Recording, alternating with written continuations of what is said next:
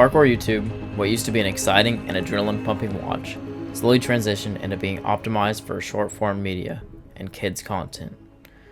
I think that Parkour YouTube needs to Dude, never done this YouTube shit before. Kind of nervous. All the way back in 2018, I was a big fan of Parkour YouTube, and I would watch people like Flip Like Z, Jesse Heffels, and all of Flip Like Z's crew. We had Tanner Witt, we had Pasha the Boss, we had Eric. That's what really introduced me to all that Parkour YouTube side and everything that they had going on.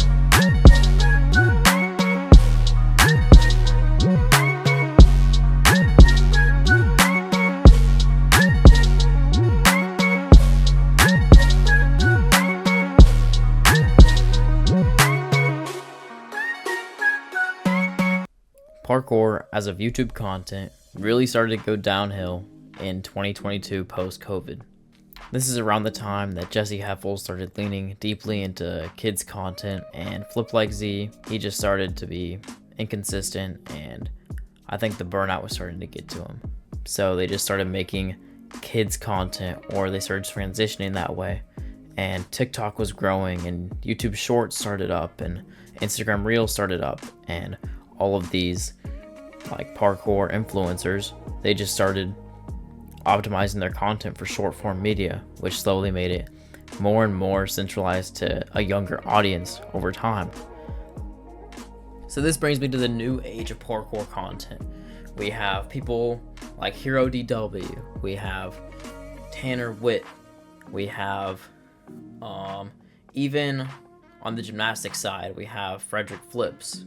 We have people like Bob Reese, and all of these new age content creators that only focus on short form media with, you know, some of them have their own YouTube channels where they make long form content, but that is also geared towards kids. And we have people like Jesse Heffels and Flip Like Z that don't even upload anymore, except for maybe on Instagram or TikTok.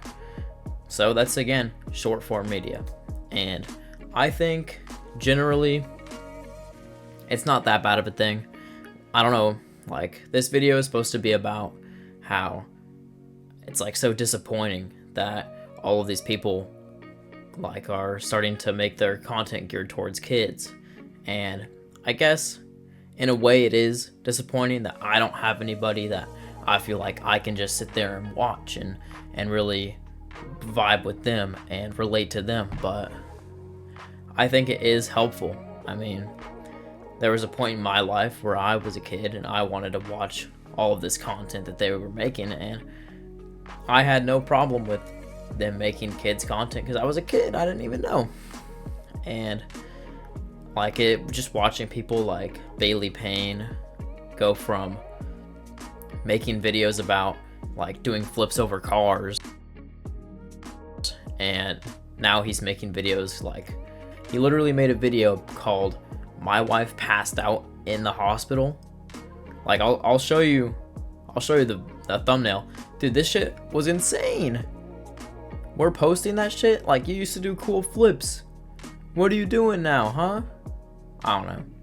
I can't really bag on him too much because he's doing his own thing, but it just kind of rubs me the wrong way that not only that video, which seemed a little bit insensitive and seemed like it doesn't need to be public information, it just seems like he used to have a lot going for him with the flips, and I really liked watching that stuff, but I just can't bring myself to watch these like weirder videos that like are like, I don't know if they're more parasocial, that I need to be involved in the vlog so I can understand everything and know why he's posting about his wife passing out in the hospital.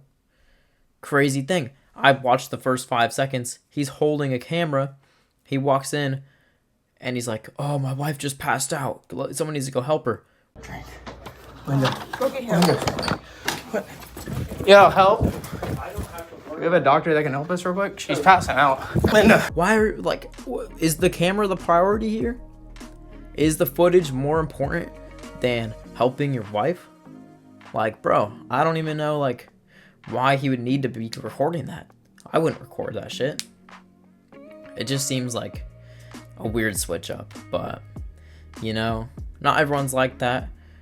Flip Like Z, he tried to get back into the groove of making his old videos, and I think he just wasn't feeling it. He's kind of stopped uploading again, but it is what it is. And at the end of the day, I think that parkour content on YouTube will always fluctuate.